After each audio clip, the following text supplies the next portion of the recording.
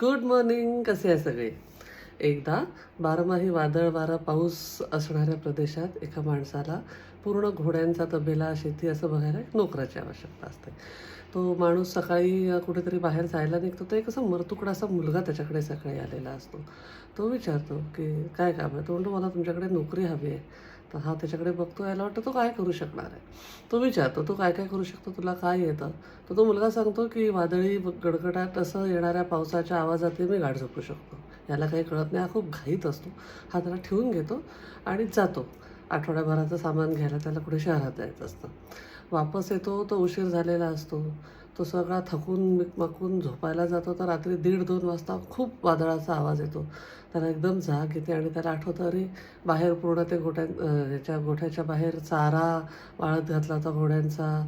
घोड्यांना पाणी नसेल. त्याला असं खूप हाका मारतो तो नोकराला, तर कोणीच आवाज देत नाही, कोणीच येत नाही. मग तो छत्री घेऊन टॉर्च घेऊन निघतो. जातो घोड्यांच्या तबेल्याच्या तिथे. तर सगळा चारा असा गाठोडे बांधून आत आणून ठेवलेला असतो वाळवून. सगळ्या गोठ्यातल्या गाव्हाणीमध्ये चरायला चारा भरून ठेवलेला असतो, पाणी भरून ठेवलेलं असतं. घोडे छान आराम करत असतात. त्याला आश्चर्य वाटतं. हा बघतो तसं वरती माळ्यावर असा कचरा बाजूला करून शरीराचं मुटकुळं करून तो छोटा असा किडमिडीत मुलगा झोपलेला असतो. इतक्या वादळी वाऱ्याच्या गोंगाटात तो कसा काय झोपू शकतो? कारण की त्यांनी ताण घेतलेला नसतो, म्हणून त्याला झोप आली असते. आणि त्यांनी ताण का घेतलेला नसतो, तर त्यांनी त्याची सगळी कामं झोपायच्या आधी व्यवस्थित केलेली असतात. त्याला माहिती आहे पाऊस आला, काही झालं तरी त्यांनी त्याचं सगळी काळजी घेतलेली आहे. त्याच्यामुळे तो व्यवस्थित झोपू शकला. कसं असतं की आपण आयुष्यात खूप फाटेस्तोर धावतो. आपल्याला झेपत नाही तशी कामं घेतो. खूप अगदी असं भयानक स्पर्धेत टिकून राहण्यासाठी स्पर्धा भयानक आहे.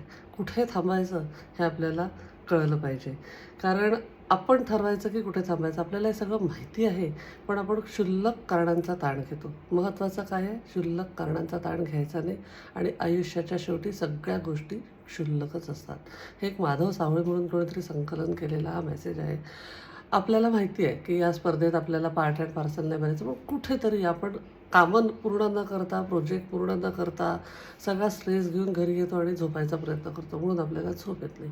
झोप झाली नाही तर दुसरा दिवस स्पॉईल होतो, दुसरा दिवस स्पॉईल झाला की तिसरा. असं ते चक्रच आहे. हे आपल्याला सगळ्यांना माहिती आहे.